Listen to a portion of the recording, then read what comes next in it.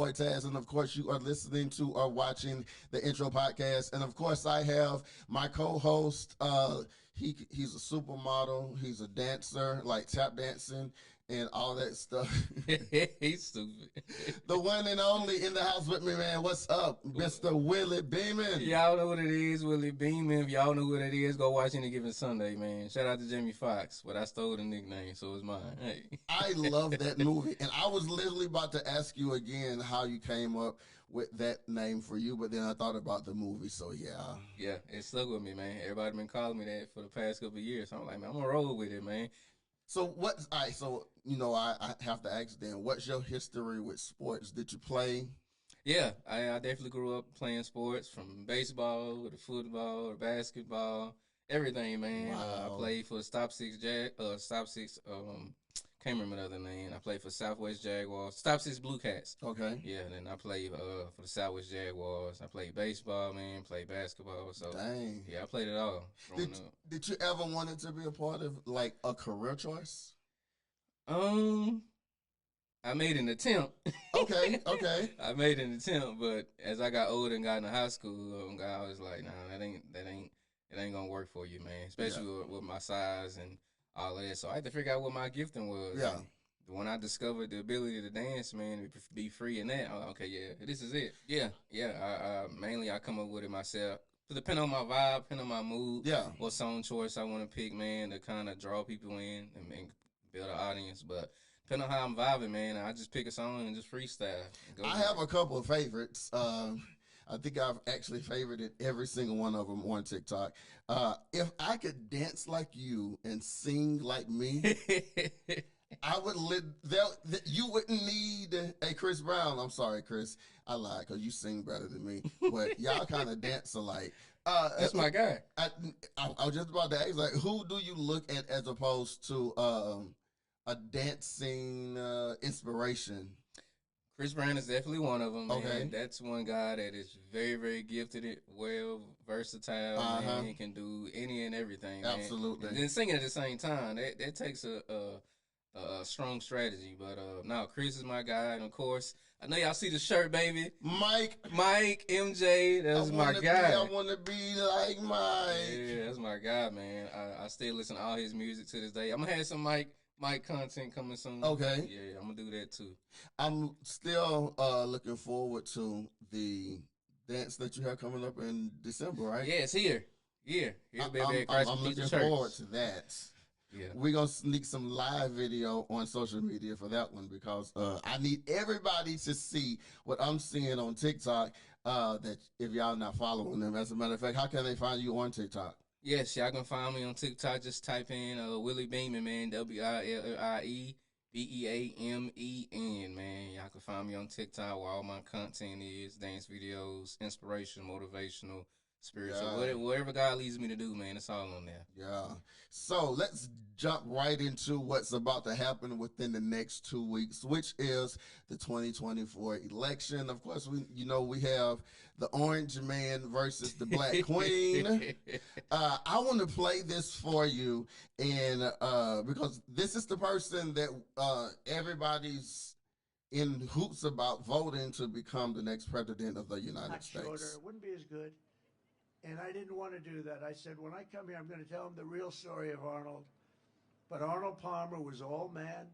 And I say that in all due respect to women, and I love women. That sounds creepy. Hold on, let me just stop it right there. And I love women. It just sounds like the person who has been indicted on charges. Yeah. Like, we couldn't be in the public eye and say something like that and it be okay. Somebody gonna call us to the carpet. Yes, I agree. Evidently, he don't have that person. Whoever, like all of his campaign managers or people who's in charge of making sure he know what to say. Of course, he probably don't listen to him, but saying stuff like that in itself. Yeah, that's a little creepy, bro. I love women. Let's go. Oh, but wait, it gets worse. This is a guy that was all man. This man was strong and tough. And I refuse to say it, but when he took showers with the other pros, they came out of there, they said, oh my God. That's unbelievable. I had to say it. And I have to say this, Trump, gay.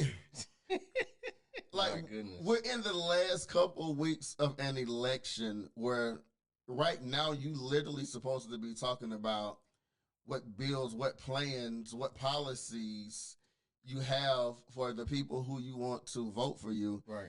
But instead, you want to talk about a man's penis. Yeah, I ain't with that, fam. And I don't understand how, like, we are able to hear stuff like that as those who are Trump followers and still just really be all riled up and believe that he should be president of the United States, where he is literally off the rails and just basically saying whatever he want to say whenever he want to say it. But if you get Kamala that would just crack a casual joke, then she's automatically, oh my God, she's disqualified. She's rambling on. Donald Trump rambles more than anybody. Yes, he does. Yes. These past couple of years, he's definitely been doing a lot of rambling. I don't see how this man is still walking around free with all this these content on him and different things that he's doing. Man, I don't understand it. I don't understand, and I guess nobody will ever understand how you are able to run for a presidential platform with all of these indictments that he has. Right. But if I get arrested for stealing this remote control, I can't even go work at McDonald's. It's true. Like, I think that's odd because, like, we know, like, you've been found guilty on some of this stuff, too. Yeah, you have. So regardless to what you've been found guilty on, you still have the ability to run for these offices and just wild out and do whatever you want to do. Yeah. I don't think it's fair, and I think that's where the male African American community suffers most because we are not necessarily say we are the number one people who go through these crimes that we have to deal with, but for in my history of people that I've known, a lot of black men that really have drive, that want to do better. When they've been to jail, it seems like their life stops right there. Wow. Let me ask you this question in regards to this guy. Do you think the first attempt in regards to the assassination, do you think that was planned? In your thoughts? A part of me, whenever it first happened, I was like, yeah. I was like, this is the worst setup ever. But and part of me still does think so. Yeah.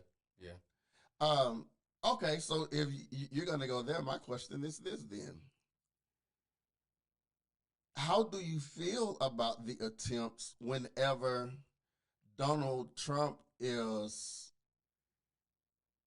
to me, calling it on himself? Because he's been super controversial, and one of the old sayings that I grew up with is, if you live by the gun, you die by the gun. Yes, I just heard this yesterday from one of my cousins. She said the exact same thing. So it's like, no, I don't want anyone to die, but at the same time, we have to have some kind of intellect or some kind of comfort in knowing that the words that we speak, like for instance, we have the power with a microphone if we want something to happen, and we have dedicated followers. Thanks. We could tell them, go out and do this, and they do it. Right. Same with Trump. It's like a cult. To where he can say whatever he want to say, and they're going to listen to him. So I believe in myself that a lot of the violence that is going on towards him is just stuff that he's calling on to himself because of who he is. Yes, I definitely agree with that. So with that being said, though, do you feel like he deserves the protection that he's calling on just because of these two assassination attempts? That's heavy. Because again, you only going through it because of you. Yeah, everything that's going on is because of his self-sabotaging behavior. Yeah, things that he's doing, things that he's saying. We already know word tells us death and life is in the power of the tongue. And facts. so, yeah, as far as protection, at the end of the day, a lot of stuff that he's doing is a lot of stuff that we don't agree with. Right. But at the same time, he's still human, so I want to give him grace. You want to give him grace. I want to give him a little bit of grace in knowing that, he's still human. He's still a man, even with his, unhealthy tendencies and motives and absolutely things that he's doing. But he's still human, man. I wouldn't wish death on anybody. But like you said, a lot of the stuff that's going on is because of him. You go even further back, even to January 6th. Yeah. When that happened. So yeah.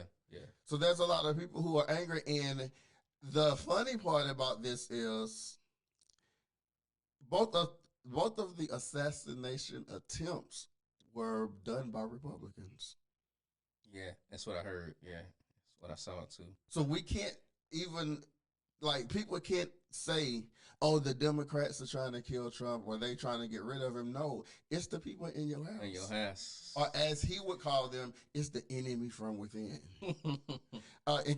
So I was, while I was coming here today, I was listening to some clips of the Breakfast Club, and they were talking about how Trump, the plans that he have, if he was to win this year's election, having military sending out military for the roundup for the deportations and the automatic stop and frisk, or being able to let the police do whatever they want to do without any conditions on what they do because it's done in the office of a police. How do you feel like that's going to affect America, but at the same time, how is that going to affect anybody basically who's not white? I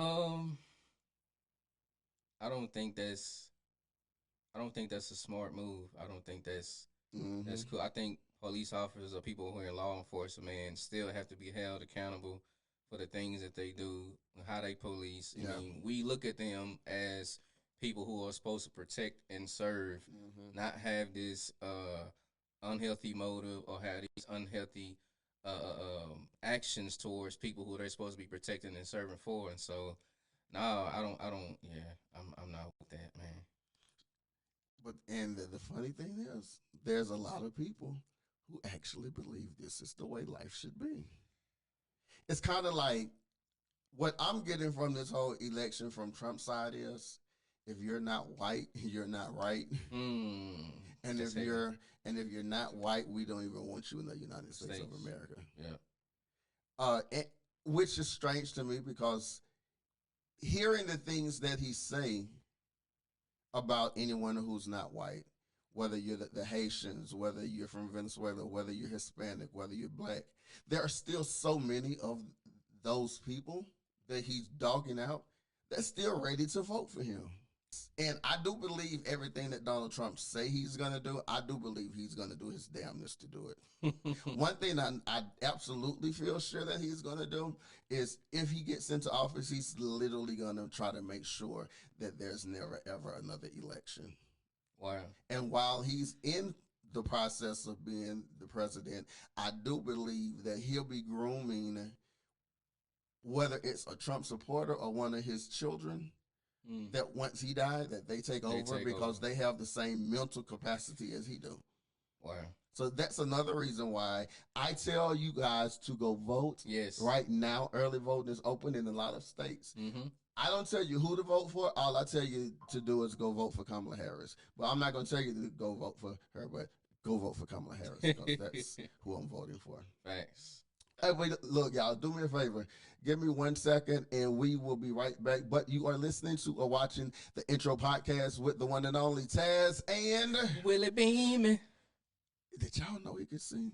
We're going to come back, and whenever we come back, he's going to be singing the intro song to this next segment. But, hey, don't go anywhere.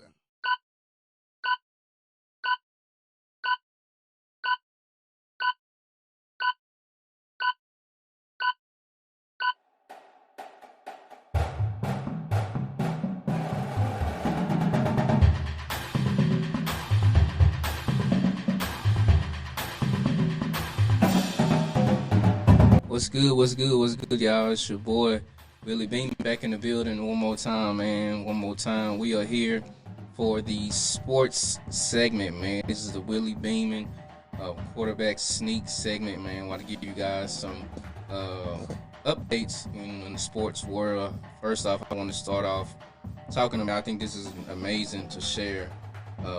Ken Griffey Jr. and Sr. attend Lakers opener, get to see Lebron and Bronny debut. Let's read further. LeBron James Sr. and his son Bronny made NBA history on this past Tuesday, which NBA season just started, night by playing in the same game for the Los Angeles Lakers, and Ken Griffey Sr. and Ken Griffey Jr. were there to witness it. The first father-son duo to play together in the Major League Baseball or courtside at the Lakers downtown arena to witness the same history they made in Major League Baseball. Two sluggers played 51 games together for the Seattle Mariners in 1990 and 91 as baseball's first father and son duo. The James and the Griffeys met up during pregame warm-ups and for some photos in a warm chat between two remarkable family lines. So I think this is amazing, y'all, for us to see, for us to witness, especially, man, as we go into the new year 2025, man. Black History is around the corner, which I believe Black History is year-round. I believe we shouldn't be dedicated to one month because, man, we do amazing things and we go after amazing things. And so I think this is huge to share this, man. I'm definitely a huge LeBron James fan. A guy has done so much, man, for the league on the court and off the court, man. We know this guy going into his 21st season as an NBA Laker, and he's about to be 40 years old, man, December 31st.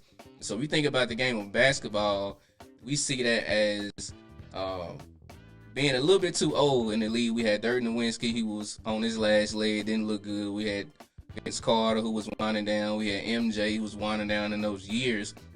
We've never seen somebody like LeBron James, man, to be in the same time frame, but yet still look like he 20 years old.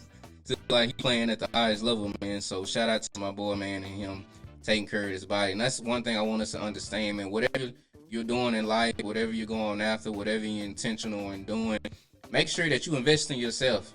That's one thing that I'm learning, man. That's one thing that LeBron James has had the ability to do over his 2 decades of playing in the league, man, is investing $1 million a year, probably a little bit more than that, taking care of his body, conditioning, dieting, training, therapy, all these different elements to make sure that he's in the best shape possible to be in the league. But also, you know, we just saw him and his son race the court, man, for the very first time, first father and son duo in NBA history. We got to witness Ken Griffey Jr. and Sr., man, who did it in baseball back in the 90s.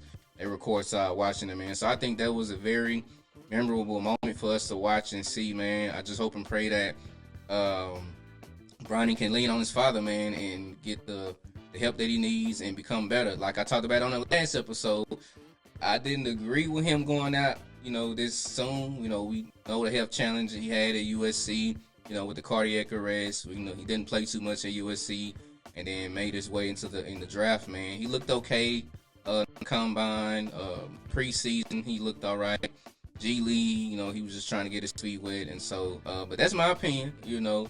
I wish the best for Bronny, man. I just hope and pray he gets the right help that he needs. I'm pretty sure he'll get mentored by his pops and then other players that are in the league, man, that can help him, you know, have a long career like his father. But definitely something I wanted to talk about and share in regards to the father and son duo in the league. And I do want to hit on this shout out, man, to the Boston Celtics, who have just got their NBA rings, man, this past week. They beat the brakes off of the Knicks. Beat the brakes off them guys, man. Look really good. And this one thing I want to talk about too. I just didn't understand why the Mavericks, you know, didn't sign everybody back when they won their chip. I just don't understand it, y'all. I don't know why they didn't, you know, sign everybody back. I don't know what Mark Cuban was thinking back in 2011-12. I felt like they could have won back-to-back titles with the roster that they had. And so to see the Boston Celtics come back, man, go through the offseason and resign pretty much everybody that they had last season to win a title, they on another run, man, to repeat, man. And so, of course, there's some teams in the East that's coming up. We got the Sixers that's coming up. We got the Knicks, who they just beat. We got the Milwaukee Bucks, that's looking good with Giannis and Dame Dollar. Shout out to them. But Boston is on the mission. They're on the vengeance, man. And I really want to talk about, even with the Celtics, the reason why I believe they're on the mission is because, number one, we all saw the Olympics. You know, shout out to the USA team, man. They were challenged. They were challenged by some of these other countries, man. But I think one thing that we got to witness and see is Jason Tatum not really getting the playing time we felt like he deserved.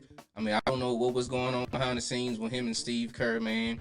I feel like Steve Kerr should have communicated with him a lot better before going to the public, man, and letting the people know that Tatum wasn't going to play in some of those games, man. You can really see Tatum's demeanor when you were watching the USA games, how he was moving. He kept his composure, but I believe deep down inside he was probably hurt.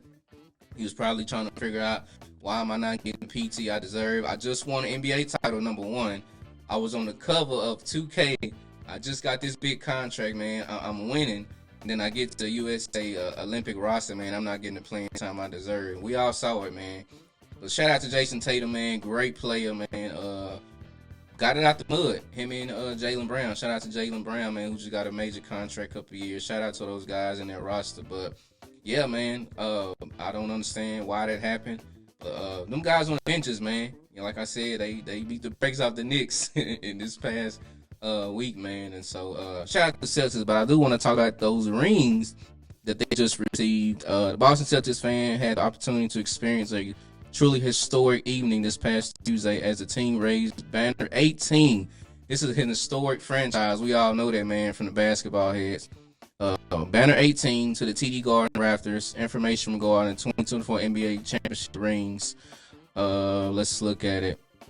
The 2024 Championship rings were created in collaboration with Jason of Beverly Hills. The 18 emerald cut diamonds on the outer bezel represents the 18 franchise championships. That's crazy, man. And the 84 points of diamonds on the side bezel represents the Celtics playoff winning percentage during their championship season, man. This ring is very detailed. Y'all go check out that ring, man. On the inner bezel, there are 16 emerald cut diamonds representing total playoff wins for 2024. The 2024 playoff series results are listed on the inside of the shank of the ring. There are 30 points of diamonds in world on the face of the ring to represent total seasons played by the Celtics at TD Garden. The word champions has 80 white diamonds in it to honor the team's 80 combined wins during the regular season and playoffs. The famed parquet floor pattern is etched in both sides of the ring, and the years of the Celtics' past championship seasons cycle the perimeter of the ring. Man, that is a very detailed ring, y'all. Go check out those rings on social media, on Twitter, on their Instagram page, man. This ring looks amazing, but they want to do it big, man. That's banner number 18. For the basketball heads that's listening, man, we already know that the Celtics has an historic franchise. Shout out, rest in peace, Bill Russell, man, who was one of those guys who has, I believe, 13 rings of his own. That's more than we can count, man. He got more than the 10 fingers we already have. And so shout out to Bill Russell, man. He was definitely a pioneer, for the game of basketball on the court and off the court, man. Even back in those days, you're dealing with, racism and all these different things, segregation and Jim Crow, all those things that was happening back in those times as he was playing.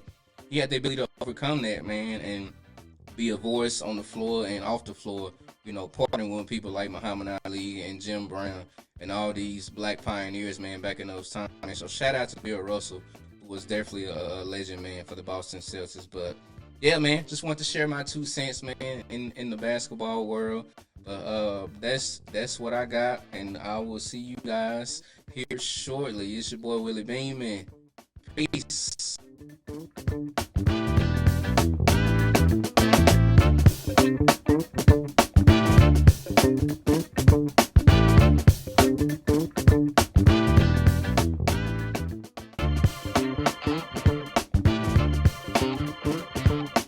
What's up, everybody? It's your boy Tazz, and we are back on the intro podcast. I am excited to have you guys listening. always being here. It's a great feeling to know that you guys are out there. Wherever you're listening to us at, do me a favor. If you're not following us yet, follow us on social media under Spotlight Podcast Network. Shout out to my co-hosts, Willie Beamen and Glennette Nelson. They are not here for this particular segment because I needed to do this segment by myself. Because I have a couple things I need to get off my chest. Nah, I'm joking, but I'm serious for real. Within the last couple of days, a lot of things have transpired in my life, and I have a message for people, and it goes like this. So, Saturday night, I was getting myself prepared for, Sunday, because I had a very long day ahead of me. In the midst of doing so, I was a victim of a hate crime. I was beat by two guys, and in the process of them beating me, they stole my phone. They stole my Apple Watch, and they stole my car. This is like the second time this has happened, but this one was different because it was more personal. It was personal because I heard them say the gay slurs over and over again. Whenever they had me down on the ground, it was punching me in my head, punching me all over my body or whatever. And my phone and my keys fell out. And whenever they fell out, one of the guys yelled to the other guy. Well, the black guy yelled to the Hispanic guy, "Get his keys, get his phone, let's go."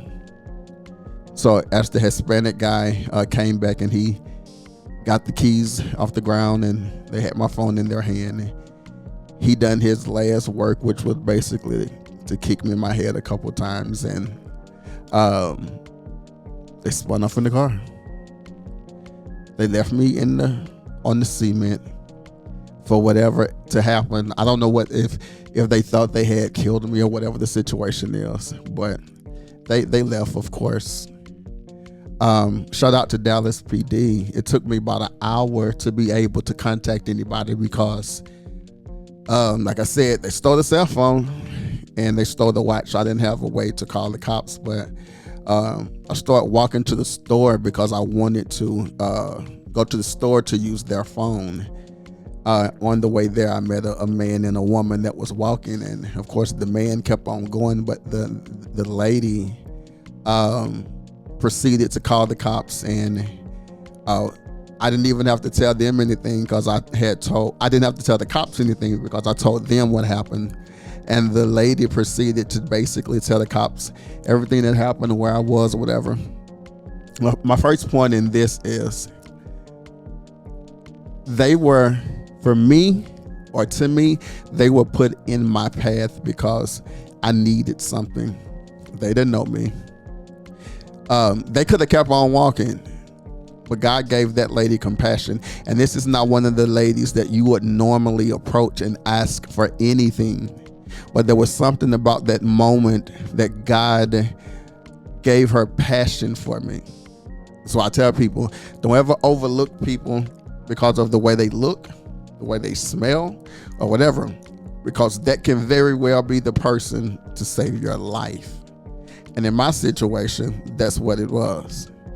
But shout out to the Dallas Police Department, because I say about 10 minutes after I got off the phone, after she got off the phone, I was walking back to my home, and they pulled up immediately, pulled up and got to work and took down the report, the information about my car and about the beat down. And 5 minutes after they got there, the ambulance showed up and they did their job and they got me to the hospital. Hospital did their job. Shout out to Medical City. Got me wrapped up and they took care of me, and they even paid for me to get a lift home. So I appreciate them for that. Now, where it gets interesting is this. I often say on this show that we shouldn't be bothered whenever people who we expect to be something, expect to do something or be somewhere for us, whenever they don't do it, we have to stop putting that on them, because that's not positions or titles that they asked for.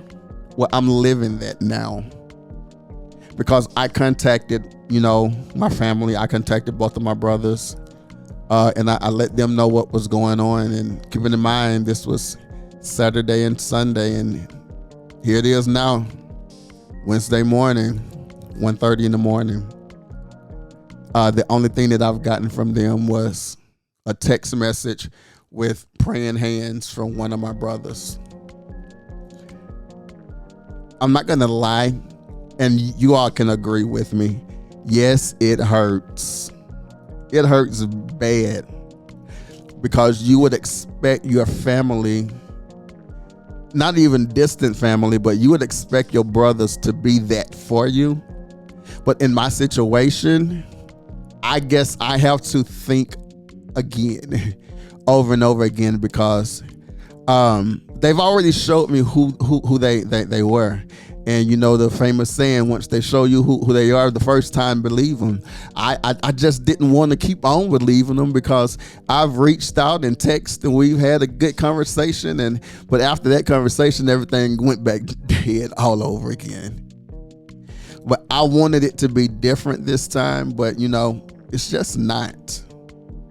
But then I thank God, because for everything that I expected or thought they would do, He replaced it. I have a friend from whenever I was in Louisiana, I just call it TP. Once she read that I was going through what I went through on Facebook, she instantly commented.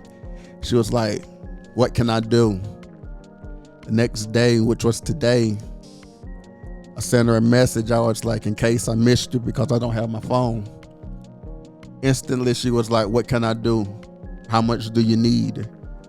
And I'm thinking to myself, I don't want to be that person every time we talk. I need something. And she was like, "No, I don't even look at it like that. You my brother, and I love you." I was like, wow.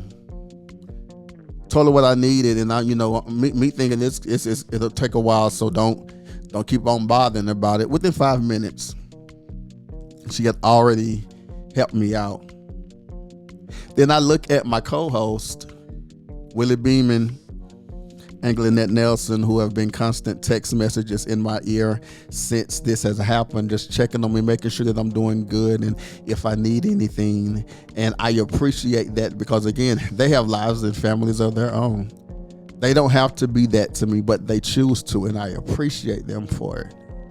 Then I look at, the individuals just who have commented, who I don't even expect to acknowledge or even have a caring word, but in this situation they do. I appreciate them for that, because hey, they could have looked at that post and kept on going, but instead, because they know who I really am and how I really am, my character is working in my behalf, because the people know my character enough to confirm who I know I am, that they know that too. So although a lot of people who I expected to actually show up, got to give a shout out to my auntie. I just say, what can I call her? DC. And then my other auntie, DB. For instantly, without me even asking, even though I said don't do, they still did. There's people who really care, that want to see me rise above this, because they know what my mission is, or what I really want to do, or who I really want to be. That means so much that I can't even explain it, not even if I tried. But again, it just goes to show that the people who we expect to be something, expect to do something, or expect to be somewhere, a lot of times they won't be that. And I'm learning more and more every day not to trip whenever they don't do it, because they never ask for their responsibility. They may have the title, But they didn't ask for their responsibility, so it's not fair for me to expect them to be something, although you really need to be that because you're going to need me one day. I made a post about that one a minute ago. I'm just going to paraphrase it. Before you dump me, make sure you're not going to need me in the future. Before you treat me bad, make sure you're not going to need me no time in the near future or the late future. Because now I have a choice of opportunity whether I want to deal with you or not. Take that message with you today, whether you are the user or the usee. Post it. Before you dump me or before you treat me bad, make sure you don't need me no more. Because there's a possibility that you might not get it. It's your boy Tazz. This is the intro podcast. Again, follow us on social media under Spotlight Podcast Network. Shout out to my co-hosts, Willie Beamen and Glennette Nelson. I love you guys. And to my leaders, Bishop Sherman C.G. Allen and co-pastor Otonya Allen of the Christ Cathedral Church of Fort Worth. Love you guys. Let's go.